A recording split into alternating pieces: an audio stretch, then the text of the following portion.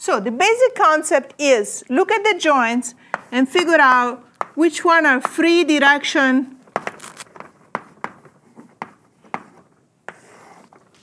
of movement for the joints. What can the joints do? Well, this joint here, B,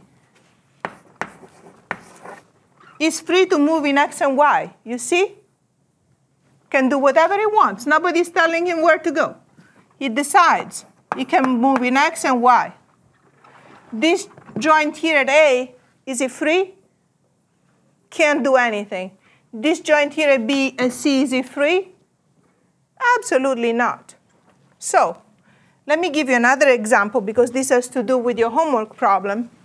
In your homework problem, you have something that looks like this. Okay? And I do not even remember who is A, who is B, and who is C. Let's say like this, like that.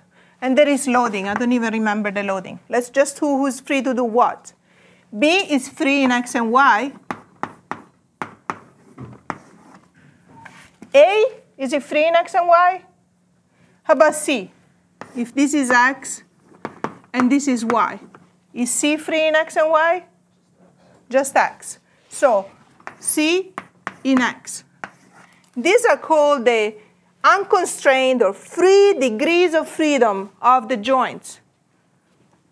So in this case, this free direction, B on X, these are called the degrees of freedom of the structure. These are free. These are the free degrees of freedom of the structure. Then you look at the constrained direction. So which one is constrained? A is constrained in X and Y, and C is constrained in X and Y.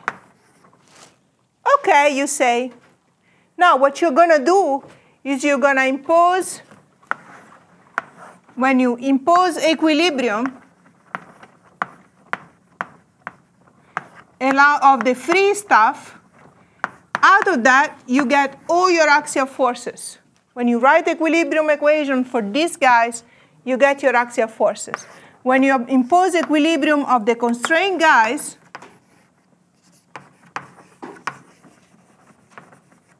you get your reactions. As simple as that. So your first step is figure out who is free, write the equilibrium equations for those free directions. You got to have a set of equations with the only unknowns in those equations are going to be n's. There is not going to be an r in those equations, because if there is an r, it means it wasn't free. Right? So after you find all the n's, now you put the constrained one in equilibrium, and automatically you find all the reactions. Like no thinking. Not that I advocate not thinking, but sometimes it's nice to have something that you can rely on. Let's do this problem here really quickly, because we already know the answers anyway. Okay, so equilibrium in the free direction. The plan is that you take your pin, B, you draw what is acting on the pin. W is acting on the pin. And the axial forces in the bars are acting on the pin. You have NBC. You draw it because you do not know it yet. You always draw your ends positive, because they are unknowns. So positive n pulls on the pin. So NBC, remember that the geometry is given by the geometry of the truss. NBC goes like that, NAB goes like that.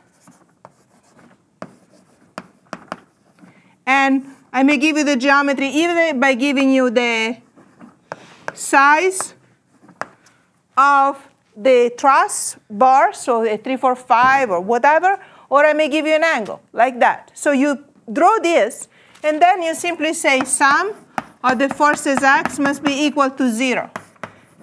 X, y. Do not forget your axis. This is your free body diagram of the pin. Sum of the forces x equals 0. That's equal to NBC cosine 45 degrees minus NAB, and we're doing the x, So it's 4/5 of NAB. 4/5 is the cosine of this angle. This must be equal to 0. And then you write sum of the forces y equals 0. That's equal to minus W plus MBC sine theta plus NAB times 3/5 equals 0. You solve this thing. These are two equations in two unknowns, and you find that NAB is equal to square root of 2/4 over 7W. And is that right? No, it's simply square root of 2. What's that? Sorry. And you find that NAB, well, I don't even remember what this thing was, but I think that was square root of 2, 4 kilonewtons, and NAB was equal to 5 kilonewtons, something like that. So you substitute it, you find that. After you find that, then you do the equilibrium of the constraint points. The equilibrium of the constraint points, at this point, you do not even bother to write MBC, NAB, and whatever. You know what these guys are.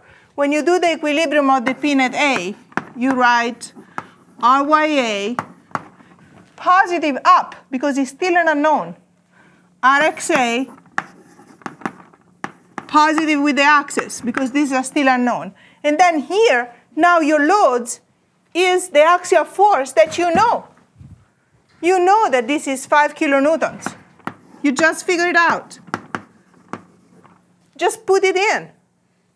Then you do the equilibrium of the Pn at C. For the equilibrium of the Pn at C, you have RYC, RXC, and this one is 4 square root of 2 kilonewtons at 45. Remember, these angles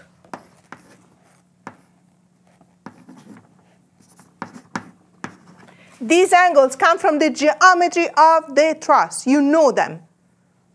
Then you do sum of the forces X and sum of the forces Y. You find RXA and RYA.